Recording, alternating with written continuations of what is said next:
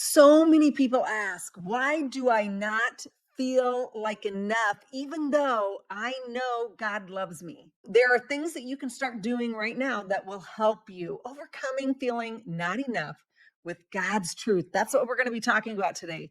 The number one reason why you feel like not enough, it is because of your thoughts and the interpretations of what you're pulling out of the world that has something to do with you that is not in line with God's word.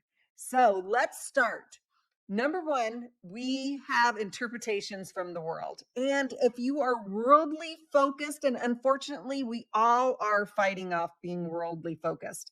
The more we're in God's word and the more we know who He says He is for us and who He is and how much He loves us, the better all of us can feel about ourselves. So, number one, I want you to notice what are the thoughts you're having, and then kind of go back and like, where did you get that interpretation? Not that we really need to stay in our past at all, but it's always like a good to know kind of thing. Because whenever you're thinking less of yourself, granted, let's just face it, all of us don't do all the things that we would love to do. We live in a fallen world. We are tempted by fallen world situations. We have an enemy that tempts us and tries to take away absolutely everything that God and Jesus provided for you already. It's your gift. It's just waiting for you to open it, realize it, and act everything from that. So our interpretations. So what are we lied about? What do we pull out of the world to try to get our value from rather than who God says we are? It's material wealth, it is physical appearance, self-reliance. We think that we can do it rather than leaning on God for all that we need and partnering with Him to get and receive and keep all that is ours. Pride and status, unfortunately, immediate gratification. We want things and we want them now. We are the microwave society. We want our food, we want to eat it, and we want it within 1 minute rather than taking the time to create a beautiful meal from what God has given us.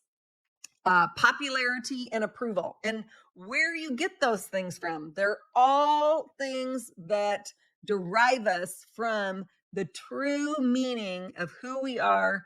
And once we know who we are and we know God and know that He is always for us, that He created us. So, temperament gifts. So, God made us all unique. We know this. Now, in creation therapy, the actual therapy that I was taught from the National Christian Counselors Association, one of the things they teach is that we were created unique. We all have unique gifts, and we were all given a certain temperament by God. But the world has camouflaged all those things or stole those things from us.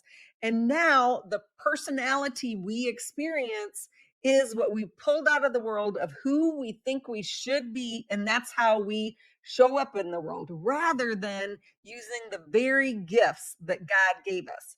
And in creation therapy, that is what it's all about. It's about pulling back those layers and lies that had made us feel like we couldn't be ourselves.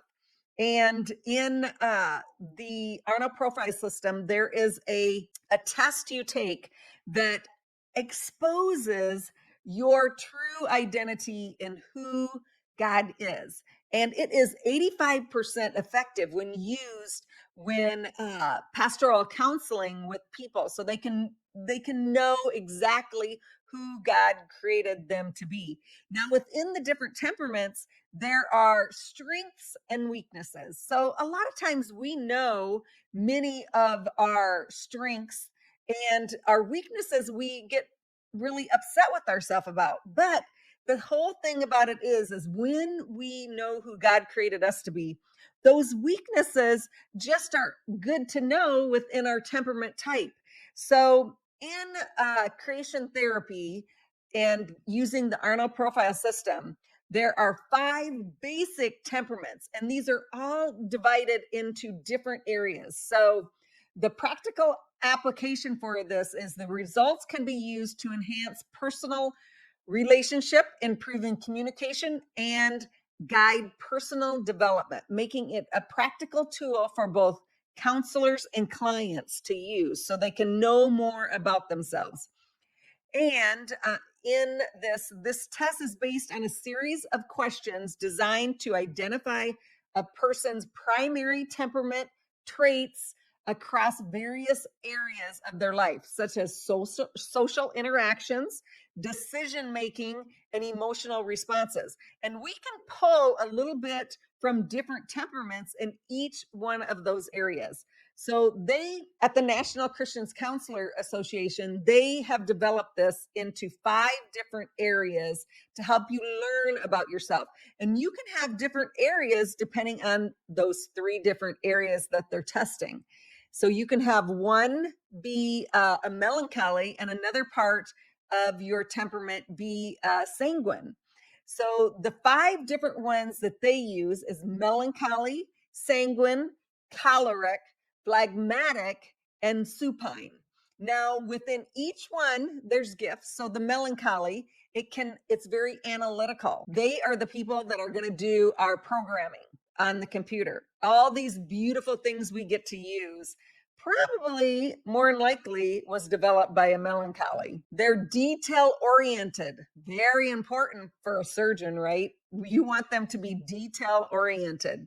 They're thoughtful and serious. There are some beautiful occupations out there and just personality types that we definitely want melancholies being the person that serve us.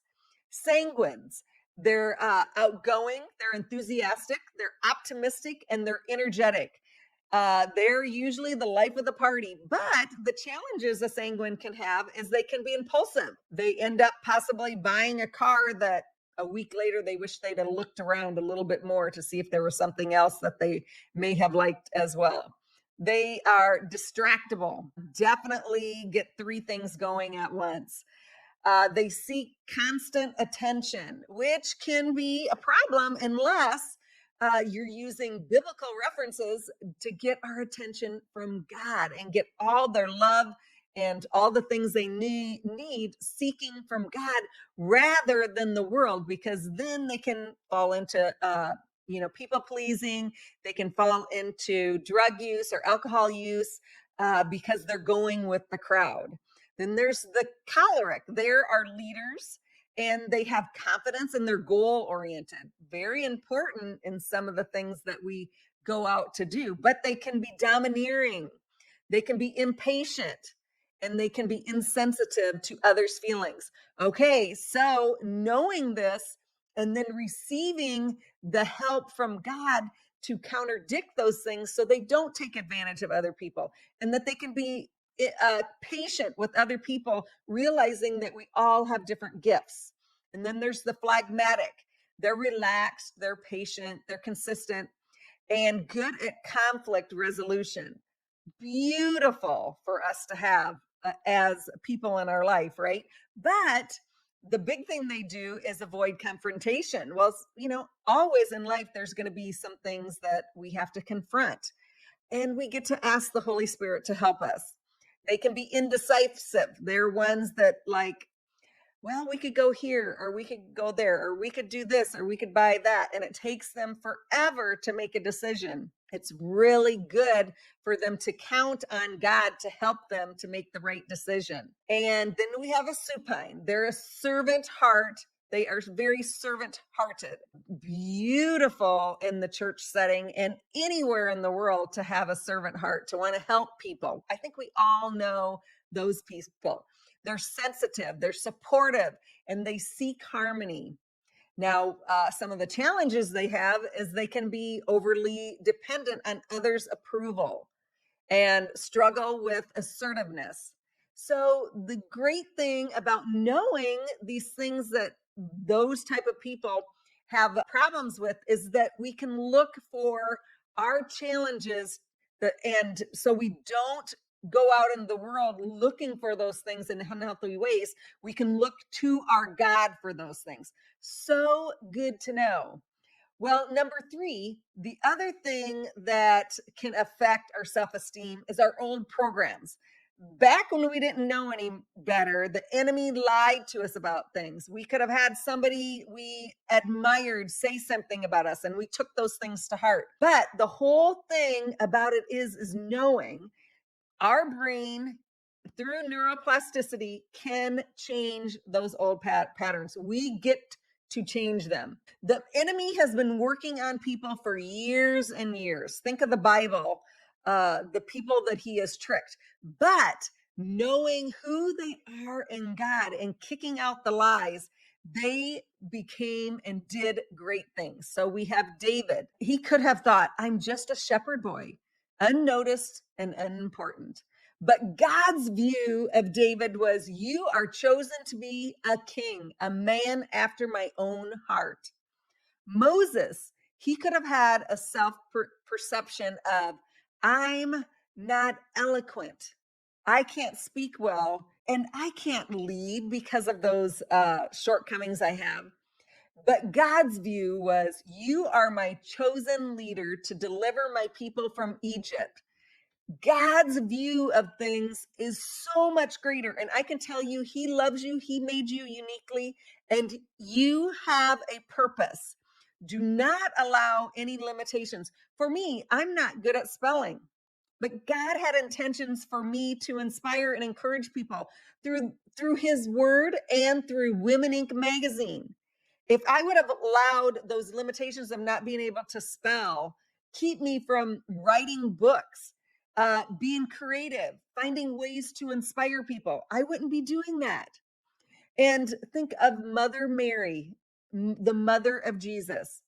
Her self perception could be, I'm just a young, ordinary girl. But God's view was, you are highly favored, chosen to bring the Savior to the world.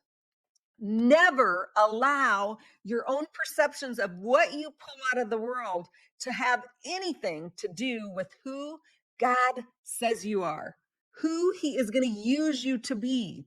It is a beautiful thing when we recognize some of our limitations from our temperament types, but the whole thing is when we get everything we need from God, it even takes our limitations, and God's view is so much higher than what yours could be. So, in doing this, I'm going to name off a few things that the world comes against us, and we can feel less from it. Being negative, we could say, I am unloved, because we don't see people paying as much attention to us as what we would like. A positive would be and a knowing of God's truth.